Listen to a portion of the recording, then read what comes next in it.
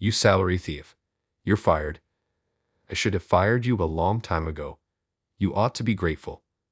A sudden termination announcement. The company's environment is indeed poor, but at least I'm getting paid.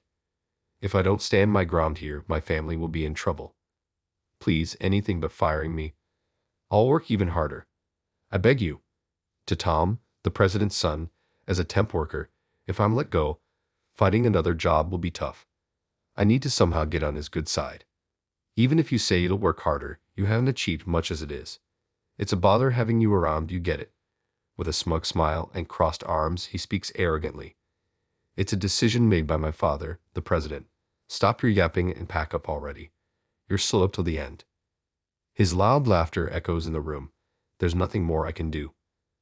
Thank you for everything, I managed to say and leave his room. A few days after this termination, my once bleak life takes a turn, and Tom, who fired me, begins his downfall. Never would I have imagined such a dramatic turnaround. Hey, you're not done yet. You guys are really useless. Angry shouts fill the office. Tom, the president's son, struts around the room, kicking the chairs of colleagues working frantically. With his arms crossed arrogantly, he says, "It's really a hassle that nothing progresses without my scolding," with a sigh and a gesture of exasperation. Colleagues are fed up with his attitude, but he's the president's son. No one dares to speak up. My name is Carlos. I work as a game developer at Macro Corp. I've been with this company since joining, but now I work as a temp due to certain reasons. I come from a single-parent family, just my father and me. My mother passed away when I was young, and he raised me alone. He has always been frail with many illnesses. Despite this, he encouraged me to do what I want in the future. I wanted to repay him as soon as possible. Joining the well-known Macro Corp, I was happy to finally be able to make life easier for him. But perhaps years of strain took their toll. Not long after I joined the company, he fell ill. Since falling ill, he couldn't work like before and was frequently hospitalized, so I convinced the company to let me work as a temp to accommodate his care. I continued working with the understanding and help of my colleagues, but those days didn't last long. A year after, the son of the company president named Tom joined the company. The atmosphere in the office completely changed. There had always been a faint scent of a toxic work environment, but we only had to stay overnight a few times a month. However, since Tom's arrival, the workload and unreasonable schedules increased drastically. He claimed to be assigning the right people to the right jobs, but his sudden reshuffling of the female staff increased the burden on the team immeasurably. Exhausted, I would collapse into bed as soon as I got home. My father was worried about me, but I knew if I quit the job in a fit of emotion, I'd be lost. So I never showed weakness in front of him, always insisting, "I'm okay." One day, I had to accompany my father to the hospital, so I went to my boss to request a half-day off next week, which I had already informed the company about. Unexpectedly, I was called into Tom's office. Confused but not one to be late and hear more complaints, I hurried to Carlos here. Excuse me for interrupting. Come in, came a languid reply from inside. What do you need me for? His response was something I never expected. Yeah, you're fired, effective today, he said without even looking at me. Stunned and at a loss for words, I faced his annoyed expression as he repeated his statement. You hear me? You're fired. Why? I was dumbfounded, but the question came out in an easy-to-understand manner. He laughed and responded, "Always taking half days off and not working," he said with a mocking laugh. "My father is sick and needs someone to accompany him.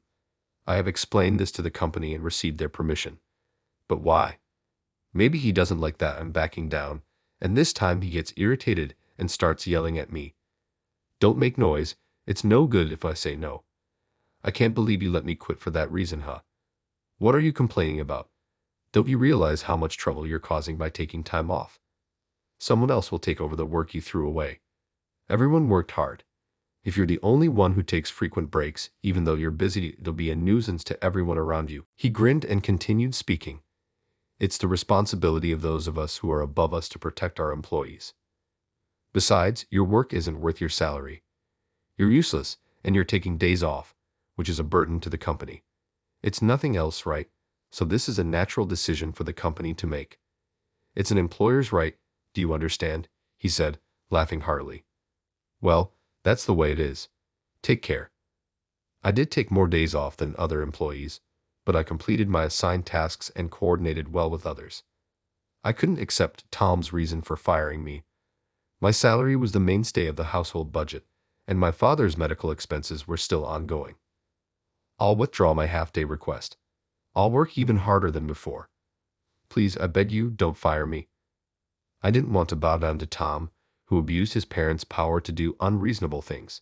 But if I worried about appearances, I'd be lost. I pleaded emotionally. Work hard. No matter how much a fool tries, it's useless.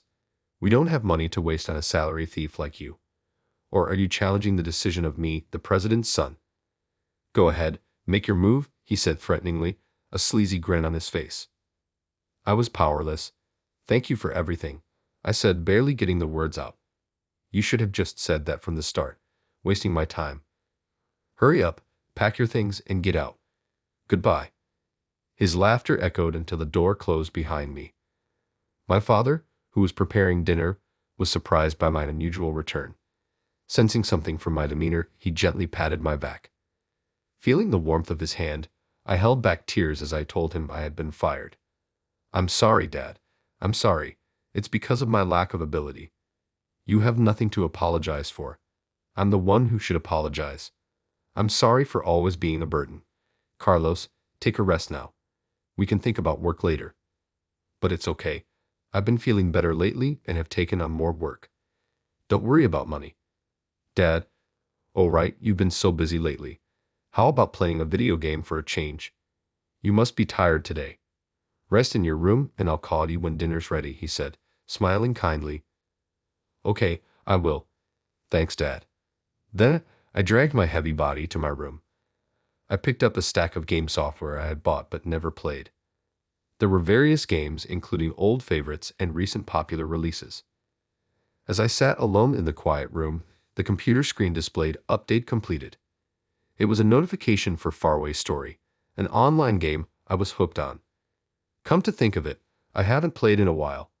I used to log into this game as a break from work, even after I started my job. But since Tom joined a year ago, work doubled, and I had to stay overnight more often, so I neglected even this game. Nostalgia moved me to sit in front of the computer. I bet no one remembers me anymore, I muttered self-deprecatingly as I logged in. The familiar music played, and my avatar, through which I'd had many adventures, stood there as valiant as ever. My love for games was influenced by my late mother. My father used to watch my mother and me play, looking happy. That was the usual scene at our home. After she passed away, I lost the will to play games. But at such times, my father would say, "Shall we play together?" That was Faraway Story. Although my mother wasn't there, it strangely felt like she was with me. I think my father must have felt the same way. It would be a lie to say it wasn't hard, but it was undoubtedly the games that saved us, a family who had lost my mother. For me, games were a part of our family memories and connections. That's why I naturally came to want to be someone who creates games. After finishing vocational school, I joined my dream game company. Despite that, "You're fired, effective today." The moment of my dismissal came back to me. My hand controlling the character almost stopped at that moment. "Well, Ku, it's been so long." That's how I was addressed on the screen. "Really happy to see you again, Ku. You've got time now. Let's adventure together again." They were companions I used to travel with. A wave of nostalgia rose in my chest at this long-awaited reunion. Like old times, I opened voice chat and laughed with friends on the other side of the screen. The conversation, unchanged from those times, was comforting. "Ku, you seem down. Is something wrong?" Daisy, the reliable one in our party, asked me this. "Do I seem so?" "Yes, I agree. If you have worries, talk to Alice here. If I tell you, you'll just say it until you're full, and that's it." "What?" "I say hunger is the greatest enemy." Everyone laughed at Moonmaker Alice's famous quote. Then Ren, the party leader, spoke to me in a slightly serious tone. "If it's okay with us, we'll listen to you." His words touched the depths of my heart. Before I knew it, I was telling them about what happened today. "What? That's power harassment." "Unbelievable." "That's awful." I could only laugh weakly at everyone's words. You still want to make games, right? Daisy asked me. Of course, my passion hasn't changed.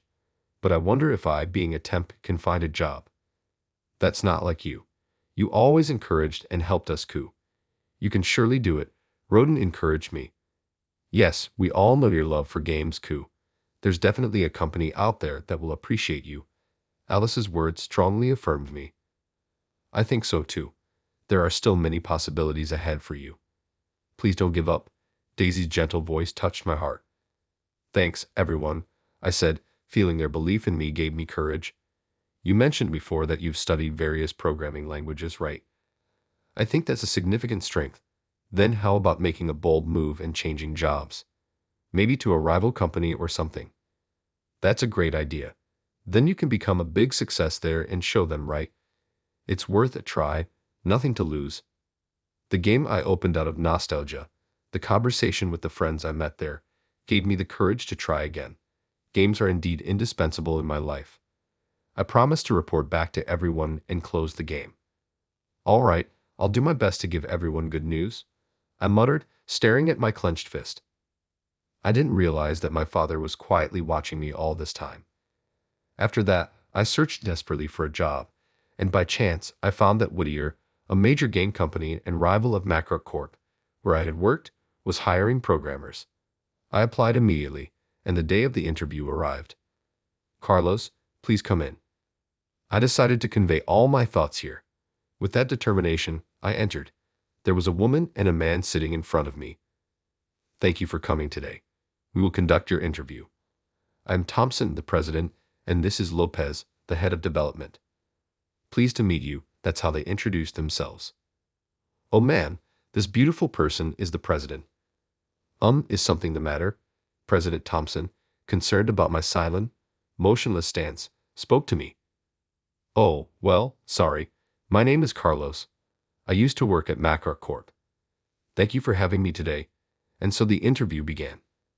I see you really love games, Carlos. I can feel it passion in your story. Why did you leave Macro Corp? I answered honestly about my family situation, the harsh environment at Macro Corp, and the circumstances of my dismissal. President Thompson and Leanne frowned as they listened. I had heard rumors, but I didn't realize it was that bad. Yes, really. While working at Macro Corp, I became numb to its oddities, but seeing the reactions of Tom and Leanne, I realized something was off. Just having someone understand made me feel a bit relieved. You've learned so many languages in there. Impressive, Thompson, the CEO of Whittier, exclaimed after reviewing my resume. Leanne, department head, nodded in agreement, stroking his chin. Never thought you'd join us, he murmured, but I couldn't hear him clearly. Then they nodded to each other in agreement. I watched them, feeling detached, until I heard the next words. Carlos, you're an immediate asset. Please join us. Are you hiring me? Yes. Is there anything you are concerned about? Let's see. I know I don't say this myself, but I think I'll be taking a lot of time off from work because of my father, so I'm sorry for the inconvenience. Thompson stands up. It's ridiculous to be a nuisance. Everyone at the company is friends. People from various backgrounds work in the same company. They help each other and complement each other to create something good. There are people in this company who dislike you, Carlos. There is no such thing as a president. I guarantee it. She was pounding her chest with such force that it made a banging sound. She is right. I am also working while caring for my elderly mother. There are many people in the development department, including people with small children, people who are pregnant, and people like me who are caring for family members. Some people like you have family issues. We work together and follow each other, so please rest assured. Leanne smiles and nods, affirming her words. Thank you so much. I look forward to working with you all. I delivered appreciation over and over again. President Thompson once again told me, please feel free to apply for early leave or half-day leave for your father. Even though we had just met, I was so happy they were this caring. I found myself wanting to be useful for the company and for her. I'm getting ahead of myself considering I haven't even started working yet. I found myself smiling naturally as I headed home, feeling a sense of nostalgia in Thompson's kind voice. Working at Blue Tech Co., I really felt how comfortable it was. There were no arrogant people who got in through connections like Tom, nor any shouting within the office. Everyone was working energetically and lively. I often saw President Thompson herself visiting various departments and appreciating the employees. It was a scene I had never witnessed at Macrocorp, but it alone made me realize the open atmosphere of this company. The salary and benefits were quite good, more than double what I used to get even when I was at 10. Thanks to this, I no longer worried about my life, and my father was happy too. When I told my gaming buddies like Daisy, who cared about me, that I got the job, they were all really happy for me. They even gave me warm words, saying to consult them anytime if needed. I'm truly glad to have them in my life. Initially, I was supposed to be assigned to the development department as a programmer, but considering my frequent leaves, I'm temporarily assigned as an assistant to the president within the company. In the past, employees who were pregnant or had serious illnesses were assigned to this position, working well considering their health. They've been so good to me in every way, I can't thank them enough. One day, a big trouble arose and a meeting was held. It was about a critical bug found in an upcoming software release that needed urgent fixing, or else the release would be delayed. Hearing that a delay would easily exceed a damage cost of $1,500,000, I felt a chill down my spine, especially since various campaigns were already underway. Reports from various departments followed, making the air in the room heavier. After all the reports were in and a silence fell, I hesitantly raised my index finger. Well, President Thompson, may I also participate in the fixing work? My suggestion drew all eyes in the room to me. I appreciate it, but the deadline is really tight. Considering your father, I don't want to burden you. If I just relaxed at home while the company is in trouble, my father would scold me. Even if I can only help a little, please let me join. I beg you. Saying this, I expressed my plea. I sensed a sigh and looked up to see her smiling. Carlos, thank you. You're a big help. Please start working under Leon's direction immediately. I'll also ask around for support from other departments and reach out again to programmers we've worked with before. Please lend your strength, everyone, and let's overcome this crisis together. Everyone nodded strongly at her words. This must be how the company has always overcome crisis together. I felt like I saw something like a bond, and a warm feeling settled in my heart. Director Leon, I'm counting on you. Carlos, I'm relieved to have you. Thank you. From then on, it was incredibly busy every day. I was at the development department tackling the revisions, but maybe it was thanks to my intense days at Macrocorp. Even with little sleep, my focus never waned, and I could use my typing speed honed in those days. With external programmers summoned by the president joining in, our progress speed increased, allowing us to complete the work. Thus, we managed to release as scheduled, and this trouble was splendidly resolved. Then one day, a modest celebration was held in the development department. I was invited to join. President Thompson brought some refreshments. Amidst everyone's excitement, she sat next to me. Carlos, thank you so much. For this time, only the development department was calling you God Hand. That's an exaggeration, but really even Liam praised your incredible skills. We met an amazing talent that day, she smiled softly. Being praised by her makes me blush. You're flattering me too much, but I'm really happy to finally feel useful to the company. I'm the one who's grateful. I'm really happy to work with you. My heart beat faster as she whispered these words closer than usual. Looking at her face, gazing straight at me, I felt drawn in. President Thompson. Carlos, come over here and join us. Hearing that, I came to my senses and realized I'd gotten too close to her. Oh, I'm sorry. Embarrassed, I hastily returned to the group. I pretended not to notice the smirks around me and focused on enjoying the gathering. And then, I continued to work alongside President Thompson while attending to my father at the hospital. However, what? He's collapsed. It was a sudden call. Fortunately, a neighbor found my father quickly, so it wasn't serious. I rushed to the hospital room where he was sleeping. His complexion was far from good. The attending doctor was in the room, and I received an explanation in another room. Your father needs surgery. Hearing that, my mind went blank. I returned to the room and looked at his thin face. Dad, I desperately tried to hold back tears. I had to do something. I couldn't lose him. Then I explained the situation to the company and told them I would need to take more half-days off. President Thompson kindly agreed and also expressed concern for my father's condition. If you have any trouble, please let me know. Her kind words reminded me of the cost of the surgery, but I couldn't impose, having only started working a few months ago. Thank you, that's more than enough. I forced a smile. At that time, I didn't notice her sad expression. Since my father collapsed, I've been going to the hospital every day, trying hard to smile so he wouldn't notice.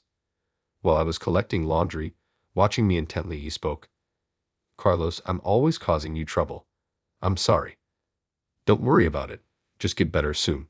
It's okay now. Carlos, what are you talking about? I raised my voice reflexively to his words. I know my own body best, but your dad's time is... That's impossible. I cut off his words, raising my voice. Carlos, I don't want to burden you anymore. I don't want to hinder your life. Dad, I want him to live. I want him to be by my side. Before I knew it, I was sobbing. His thin, four-tube-laden arm gently stroked my head. You should go back to work now, he advised, and I left the room feeling powerless. Then Tom, who had announced my firing, walked by. Carlos, seeing the nameplate of the room I emerged from, he seemed to understand why. I was there. I see your dad's hospitalized, huh?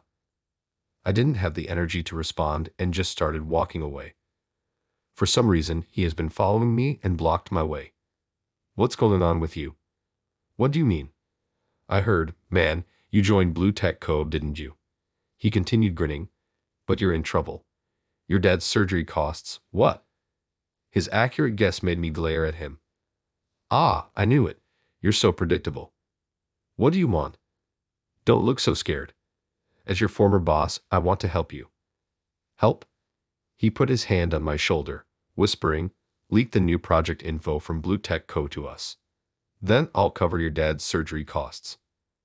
I laughed at his ridiculous proposal. Taking my reaction as positive, he began to talk more. It's not a bad deal, right?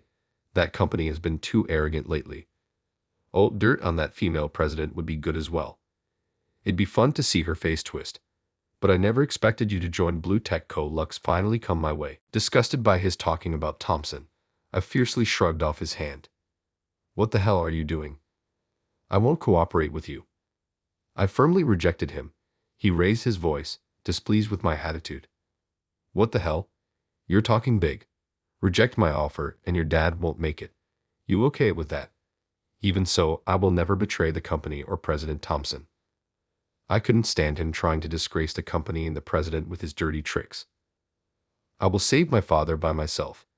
Don't ever show up in front of me again. How dare you? Just shut up. You'll regret this. Just as his anger peaked and he was about to hit me, a nurse who happened to pass by intervened. What's all this noise? A nurse passing by heard us and came over. You crying to me anyway? I'll be waiting for you to contact me anytime. With those words, he ran off. I couldn't concentrate at work even after returning to the office. I want my father to undergo surgery, but the fact is I don't have the money. Even so, I absolutely don't want to betray the company and take money from Tom. My thoughts were swirling, unable to settle. President Thompson obviously noticed my state. She came right in front of me and asked me directly, is something wrong? Tell me. I would like to talk to you if possible, but I don't want to cause trouble. Then will you listen to my story first? She said and sat down next to me. She began talking about why she started the company.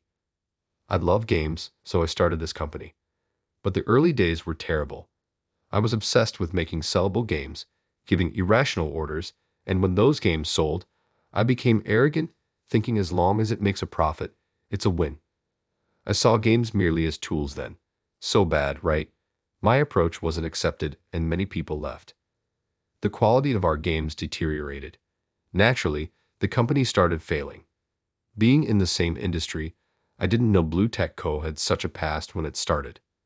When work diminished and I had too much time, I started playing an online game that was popular then. I wanted to understand what was different about my games. That's where I met someone. Before I knew it, she was intently looking at me. The game was Far Away Story. The player I met was Ku. You, Carlos. What? I let out a voice of surprise at the president's words. During the interview, your resume and past experiences shocked me. Ku's story was right in front of me. I didn't know his face, but the voice, manner of speaking, and passion for gaming, it was Ku. I knew. Why didn't I realize sooner? This voice, polite way of speaking, care for others. The person who encouraged me to find a new job the day I was fired. President Thompson smiling in front of me was my gaming friend Daisy.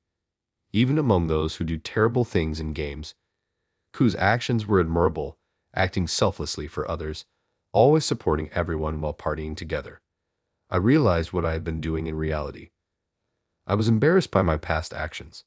Reminiscing, she looked down.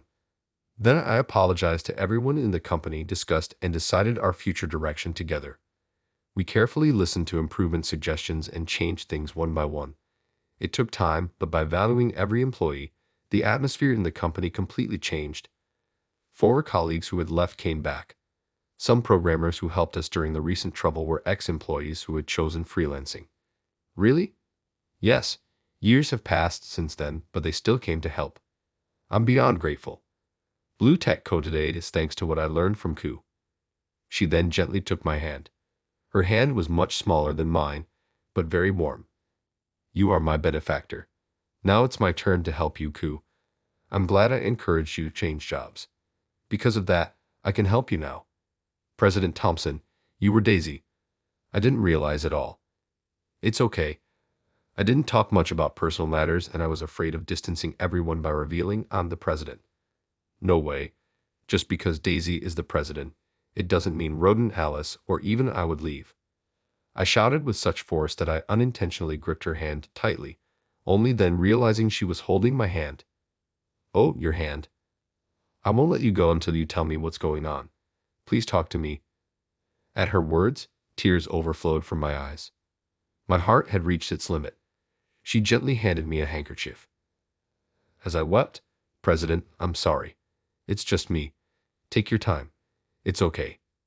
Then I confessed everything about my father's condition, the surgery, and his words. After I finished, I looked up to see her in tears. Carlos, I wish you had told me sooner, but thank you for sharing something so painful. Can I take care of your father's matter? But I don't want to be a burden. I want to help you. He's the father who raised you. I'd love to meet him and talk, so let me handle it. Thank you so much. I'm determined to save my father. I still want to be with him. I was grateful to President Thompson, who cried with me for my father and resolved to repay this kindness for the rest of my life. She quickly arranged the surgery funds. She said I didn't need to pay her back, but it was a significant amount. I insisted on an advance of my salary and promised to work at the company and repay this kindness. After my father's surgery, his surgery was performed and was a success. Postoperative recovery was also uneventful. Thompson and I visited my father in the hospital. We both owe you a lot, he said to Thompson, sitting up in bed. No, Carlos has saved our company twice. I'm just glad I could repay him. Everyone at the company is happy to work with him. Thank you, President Thompson. Carlos, you're lucky to have found such a good company. We were all smiling. Now, if only Carlos finds a nice woman, I could rest easy. Dad, what are you saying? If someone like President Thompson became your wife, your mother in heaven, and I would be so happy. Dad, that's inconvenient for the president, I said.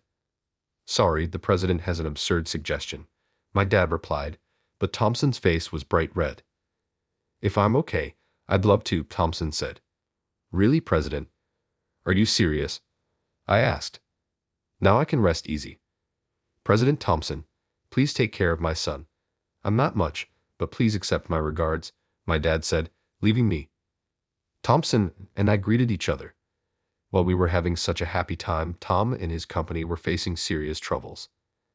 Tom's father, the president, fell and was hospitalized, and Tom took over as acting president. He wielded his power recklessly, firing many people for no reason and misusing company funds. The blame for firing the people who were at the core of the company was felt immediately, and the quality of the games made by Disdain significantly decreased. Desperate as he couldn't recover the misused funds, Tom released a bug-riddled game which received major backlash, causing the company's stock to plummet. Faced with shareholder criticism, he sought to recover by stealing technology or talent from Blue Tech Co. or by undermining its reputation. That's why he targeted me. By chance, in the same hospital, Tom called in desperation. "Carlos, you need money, right? Give me Blue Tech's information. I have no intention of helping you. Besides, my father's surgery was a success." I replied, "Ha, how could someone like you afford it? I get it, you must have blackmailed the president for money," Tom accused.